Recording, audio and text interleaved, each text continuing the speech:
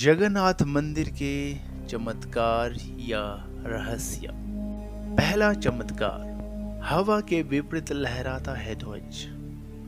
श्री जगन्नाथ मंदिर के ऊपर स्थापित लाल ध्वज सदैव हवा के विपरीत दिशा में लहराता है। ऐसा किस कारण होता है यह तो वैज्ञानिक ही बता सकते हैं, लेकिन यह निश्चित ही आश्चर्यजनक बात है।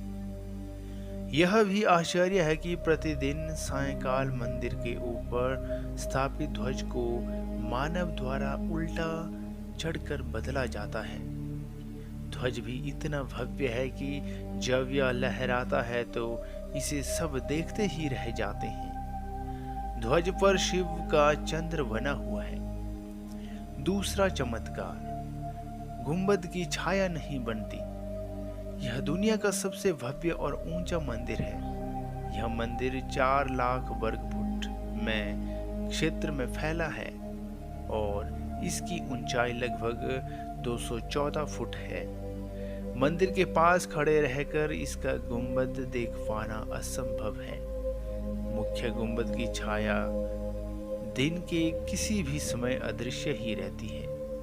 हमारे पूर्वज कितने बड़े इंजीनियर रहे होंगे, यह इस एक मंदिर के उदाहरण से समझा जा सकता है। पुरी के मंदिर का यह भव्य रूप 7वीं सदी में निर्मित किया गया है। तीसरा चमत्कार, चमत्कारिक सुदर्शन चक्र। पुरी में किसी भी स्थान से आप मंदिर के शीर्ष पर लगे सुदर्शन चक्र को देखेंगे तो वह आपको सदैव अपने सामने ही लगा दिखेगा। इसे नील चक्र भी कहते हैं। यह अष्ट धातु से निर्मित है और अति पावन और पवित्र माना जाता है। चौथा चमत्कार है हवा की दिशा। सामान्य दिनों के समय हवा समुद्र से जमीन की तरफ आती है और शाम के दौरान इसके विपरीत, लेकिन पुरी में इसका उल्टा होता है। अधिकतर समुद्री तटों पर आमतौर पर हवा समुद्र से जमीन की ओर आती है, लेकिन यहाँ हवा जमीन से समुद्र की ओर जाती है। पांचवा चमत्कार, गुंबद के ऊपर नहीं उड़ते पक्षी। मंदिर के ऊपर गुंबद के आसपास अब तक कोई पक्षी उड़ता हुआ नहीं देखा गया। इसके ऊपर से विमान नहीं उड़ाया जा सकता। मंदिर के शिखर के पास पक्षी उड़ते नजर नहीं आते, जबकि देखा गया है कि भारत के अधिकतर मंदिरों के गुंबदों पर आसपास उड़ते हुए नजर आते हैं। छठा चमत्कार, दुनिया का सबसे बड़ा रसोई घर। 500 रसोइये 300 सहयोगियों के साथ बनाते हैं भगवान जगन्नाथ जी का प्रसाद। लगभग 20 लाख भक्त कर सकते हैं यहाँ भोजन।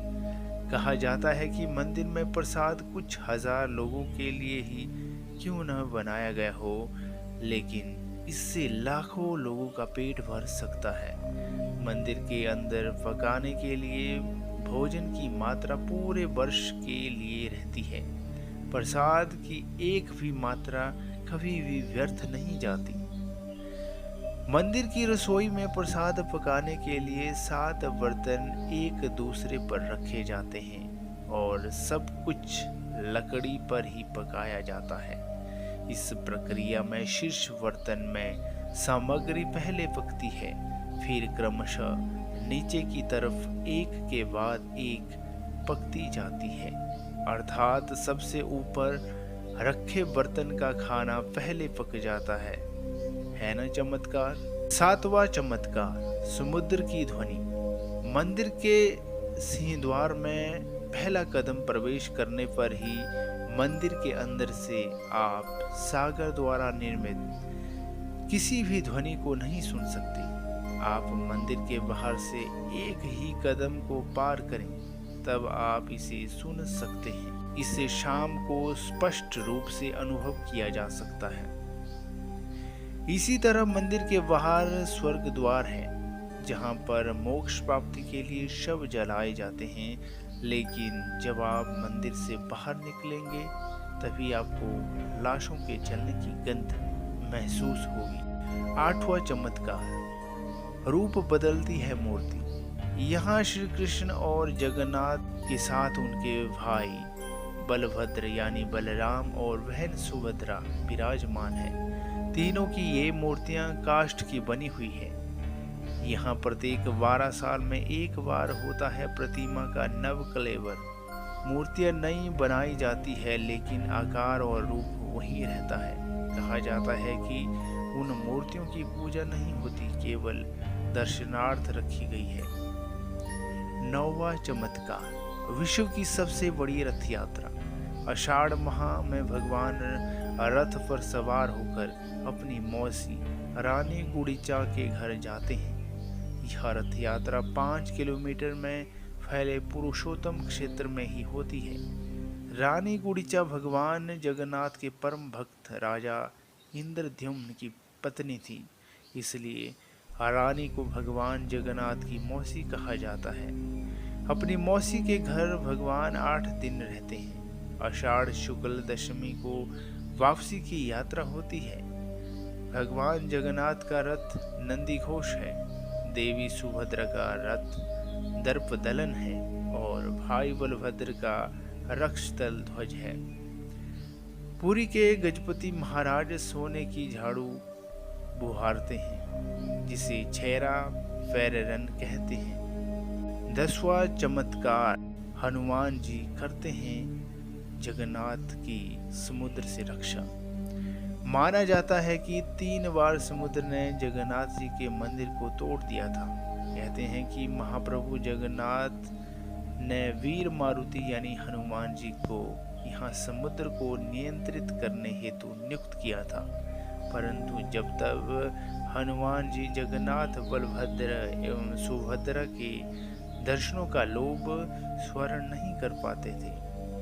वे प्रभु के दर्शन के लिए नगर में प्रवेश कर जाते थे। ऐसे में समुद्र भी उनके पीछे नगर में प्रवेश कर जाता था। केसरी नंदन हनुमान जी की इस आदत से परेशान होकर जगन्नाथ महाप्रभु ने हनुमान को यहाँ स्वर्ण बेड़ी से आबद्ध कर दिया। यहाँ जगन्नाथपुरी में ही सागर तट पर बेदी हनुमान का प्राचीन एवं प्रसिद्ध मंदिर है। भक्त लोग बेड़ी में जकड़े हनुमान के दर्शन करने के लिए यहाँ आते हैं। तो दोस्तों, कैसी लगी आपको हमारी यह जगन्नाथ मंदिर से जुड़े रहस्य या चमत्कार से संबंधित यह वीडियो? हमें ज़रूर बताएं। वीडियो को लाइक करें, शेयर करें और हमारे चैनल क्यूरियोसिटी नॉलेज को सब्सक्राइब करें। इसी प्रकार के रोमांचक और ज्ञानवर्धक वीडियो के साथ शीघ्र ही, तब तक हमें दीजिए इजाज़त। नमस्कार।